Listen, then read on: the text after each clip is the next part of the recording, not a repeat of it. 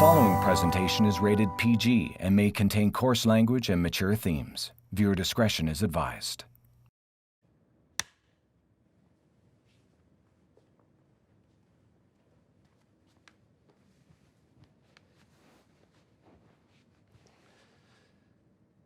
Whew. So this is the show where the comedian cries.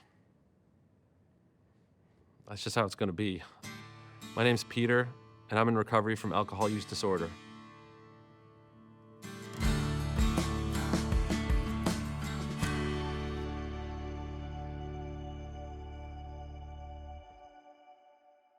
So I always refer to it as my drinking career, and it started in high school. Like most Canadian kids, I was looking to have a lot of fun on weekends and, didn't like the taste of beer, but did my share of drinking them. Didn't know what to think actually in the beginning because, I was interested in other things. So I didn't really start partying hard until I went to university. And things really took off there in my drinking career. Binge drinking became sort of just the lifestyle when I was at university. I always said I majored in business and minored in alcoholism. And I graduated with flying colors, only in one of those things. Looking back, it's crazy when I look at it now, but at the time it did seem normal. It seemed like that's what everyone was doing. It didn't seem to affect my grades much. I still got my work done. I justified it that way. And I left university, and then I entered this world that just became completely inviting to even more partying, and that's the world of comedy. What brought me into comedy? Probably pretty much unqualified for anything else. I loved comedy all my life, and it was a hobby of mine, and then gradually took over my existence. And the winner of Best Newcomer, Peter Anthony! He's here! Peter Anthony! Come on up here, sweetheart! As a stand-up comedian, we're always looking to have fun, first and foremost, and you start meeting other people like you. And through high school and through university, I had a lot of issues. Just feeling out of place. I felt not necessarily alone, but I just felt that I was experiencing things that other people weren't, especially emotionally. I didn't have a full grip on what an emotionally healthy person was like. I felt inadequate in a lot of ways. I started to have anxiety as well, and I started to develop panic attacks. And, when I was around 22, 23, I could have upwards of 4 to 6 panic attacks a day. And it was pretty debilitating, and I didn't know what was going on.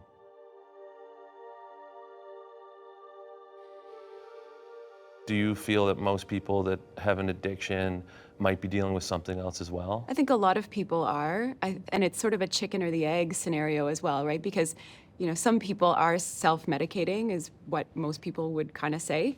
But then, other times it's just sort of things get out of hand, what starts off as partying kind of gets out of control. And so it can be either. And then certainly if there wasn't a concurrent disorder prior to the substance use disorder kind of setting in, then it kind of drives a disorder of sorts. So we might drink to treat our anxiety, but then the alcohol begets more anxiety. And so it can kind of snowball in that way.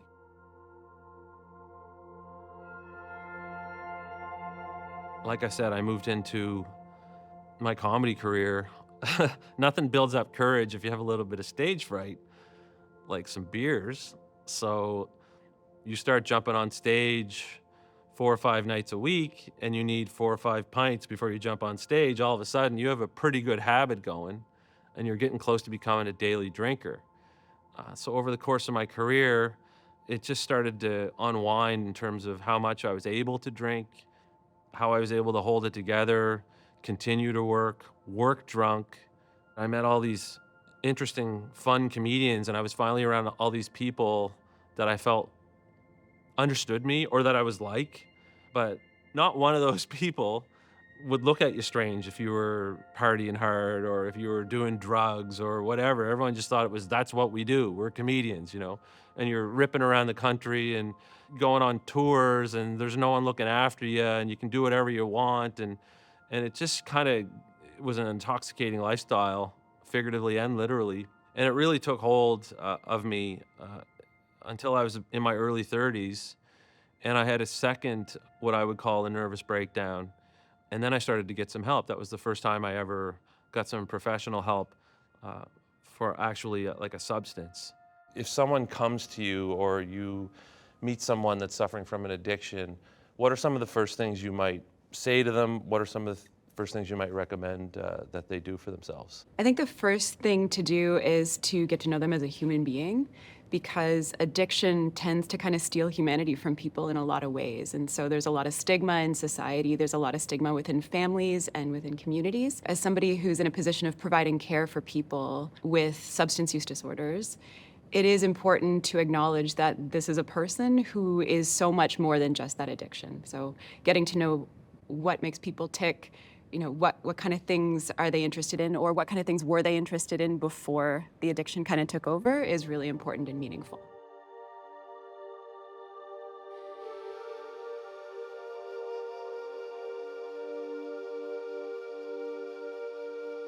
So in my 30s, my drinking kind of went from, I guess, what I would call the amateurs to the pros.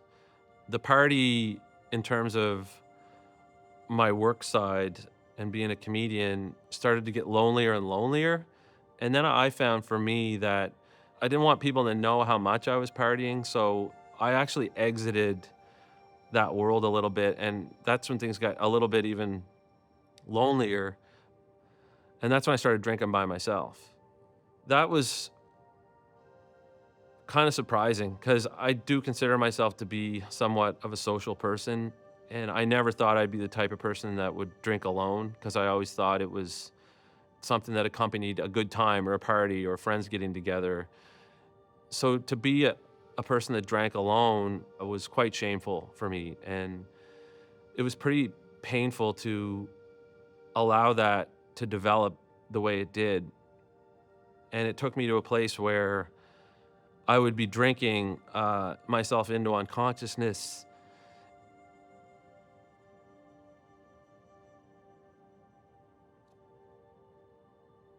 Most days of the week. From an addict's perspective, you got to get yourself to the point where you want to stop. So it's a very individual, personal health issue.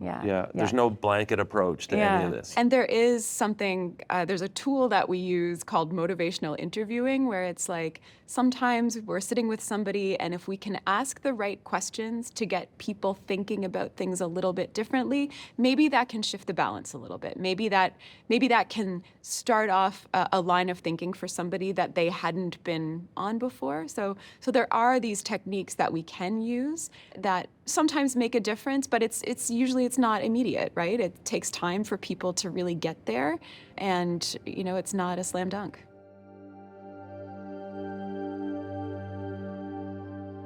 I started to feel like I was in a deep, deep hole that probably I wasn't going to be able to get out of. And I had the feeling that the way that was going to end for me was with suicide. And somehow I still went to work. I still did shows. I still made people laugh. But man, I was really in a dark place. I had two thoughts when I was awake. One was get alcohol, and the other one was end your life. And I lived in that loop for way too long. I don't know how, but one day I just felt like I reached the end, and I needed to make a choice. And somewhere inside me, I still had a little bit of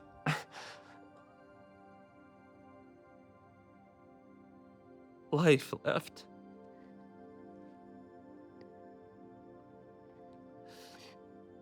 And I just didn't want to hurt myself anymore.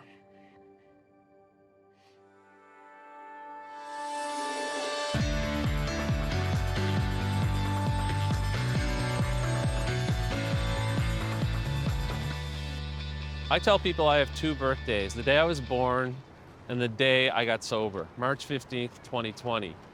That was the day I went to my brother's house and I asked for help. Him and his wife were there, and I told him I was done. I reached the end of my drinking career, so to speak, and I didn't know what to do. All I knew was I just needed help, and we started to take some steps to get me that help. For me, that help took shape by having sessions with a one-on-one addictions doctor, and I was able to work through a lot of the reasons I was drinking. I was able to stay sober, and I was able to put in the personal work that I needed to create the life that I have today, where I don't want to drink anymore. There was other things I did that helped me in the recovery process as well, and a couple of them were just a couple of books. I read this book called Stop Drinking Now by Alan Carr, and that really turned on a light bulb in my head. It had a lot of good information, and it was written in a very simple kind of form that just sort of went A to B to C. I also looked online a lot for some help, and Annie Grace's website, The Naked Mind, really helped me. That's something that a lot of people try. It's a 30-day alcohol-free trial, and I encourage people to check out that website if they're thinking that they might have a problem.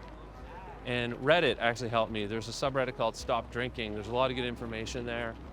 There's little nuggets of wisdom you can pick up online in a place like that, and that's worth checking out too, which helped me a lot, and I still visit that today.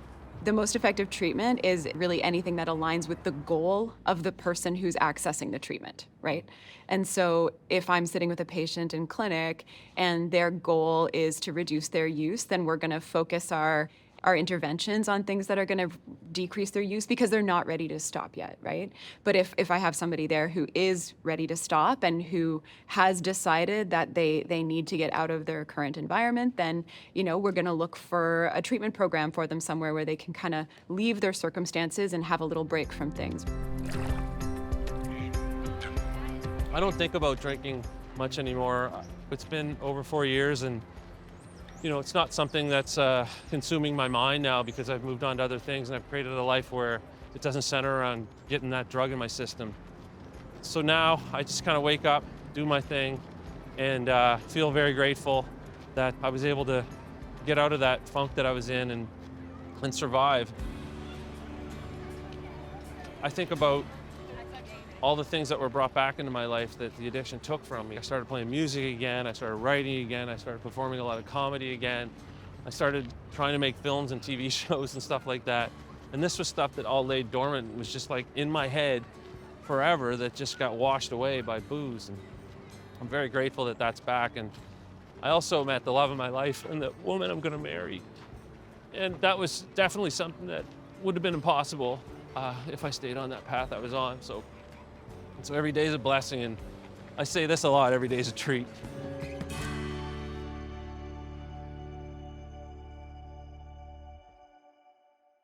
So that's my story, but what really helped me in recovery was hearing other people's stories about how they got through substance abuse and came out clean on the other side. And by sharing these stories, I hope it'll help someone out there that's watching. And the person that's going to share their story first is Leanne. Leanne, say hi. Hey. Are you ready to do this? Yes, absolutely. All right, let's go.